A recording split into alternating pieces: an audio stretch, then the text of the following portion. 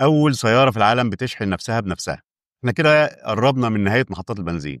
تخيل تبقى سايق على طريق سفر ولمبة البنزين أو مؤشر الشحن بيودع وأنت عارف إنك على طريق مقطوع وما فيهوش محطات بنزين أو شحن، وتبدأ طبعا تتوتر وضربات قلبك تزيد ومؤشر الأدرينالين وضغطك يعلى وشوية وتبدأ العربية تقطع وتفصل. أكيد طبعا كلنا مرينا بالموقف ده. أهلا بيكم في فيديو جديد وهعرفكم على أغرب أنواع العربيات اللي هتشوفوها في حياتكم. أنا مهندس إيهاب بكر ودي قناة السيارات اللي بقول فيها نصايح ومقارنات وأسعار وتكنولوجيا السيارات الجديدة والمستعملة.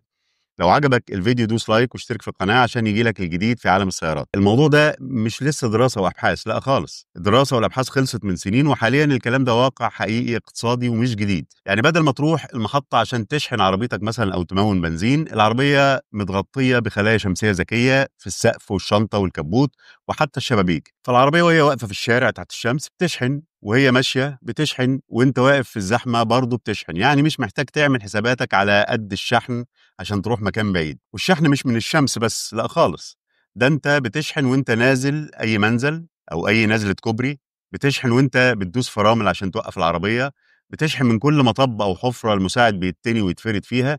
وفي ابحاث حاليا انك تشحن كمان من الهواء اللي بيخبط في العربية وانت ماشي. طب ايه اشهر العربيات دي؟ اولا تسلا الجديده، ايلون ماسك قال عليها جيم تشينجر، وبالفعل هتغير اللعبه كلها. ثانيا عربيه هيونداي سوناتا، عندها سقف شمسي بيشحن البطاريه وهي ماشيه، والموجوده دلوقتي عندها الميزه دي فعلا. ثالث عربيه اسمها اباتيرا، وشها غريب شويه، شكلها زي الطبق الطاير، وبتعدي 400 كيلو من غير ما تلمس محطه شحن اصلا. ليه العالم المتقدم مهتم بالمواضيع دي؟ ليه التكنولوجيا دي مهمه جدا؟ وليه العالم كله بيتكلم عليها دلوقتي؟ اولا الدول الصاحيه المتقدمه عامله حسابها ان الطاقه التقليديه زي البترول، وهي طاقه غير نظيفه وبتتسبب في تلوث للبيئه وبتكلف تريليونات الدولارات في استخراجها وانتاجها، كل الطاقه دي على وشك الانتهاء.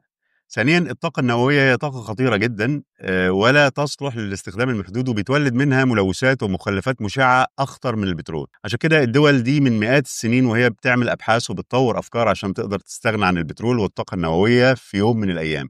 معنى كده انك لما تشتري عربيه من اللي بتشحن نفسها هتوفر الاف الجنيهات كل سنه، لانك مش هتدفع لا بنزين ولا كهرباء.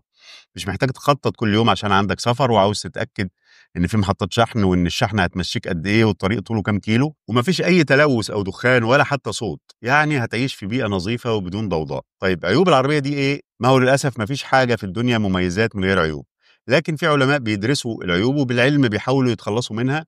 احنا بنسميها عيوب، هم بيسموها تحديات. في فرق كبير طبعا بين الكلمتين. اول عيب، الجو لو مغيم ومفيش شمس الشحن هيقل، لان الاعتماد الاساسي في العربيات دي على الطاقه الشمسيه. ثانيا اكيد العربيات دي اول لما تنزل هيبقى سعرها غالي جدا، وطبعا هتبقى نازله لطبقه من الفي اي بيز. لحد دلوقتي امكانيات العربيات دي ما تسمحش بتشغيل تكييف على اعلى درجه طول الوقت، ولا تقدر تمشي بسرعه 160 كيلومتر طول الوقت، لان ده بيستهلك طاقه كبيره، وخاصه في الطرق المستويه او الرمب اللي هو الرمب الصاعد. فالسؤال المهم هنا، هل الاجيال اللي جايه مش هيشوفوا محطات بنزين فعلا وهتبقى من الاثار زي الكاسيت الشرايط؟ اكيد لا طبعا، لكن لو التكنولوجيا دي رخصت، واحنا شايفين التقدم في السنين اللي فاتت بيجري بسرعه جدا، اعتقد لو السعر اقل من البنزين والكهرباء هتنتشر بسرعه رهيبه وهتختفي محطات الشحن والبنزينات. قولوا لي رايكم في التعليقات. هل هتبقوا مستعدين تشتروا عربيه شمسيه لو نزلت في مصر؟ وفي اعتقادكم هيكون سعرها في حدود كام؟ وايه اكتر حاجه عجبتكم في الفكره؟ اكتبوا لي في التعليقات، ولو عايزين توبيك للفيديو اللي جاي اقترحوا. اشوفكم على خير، سلام.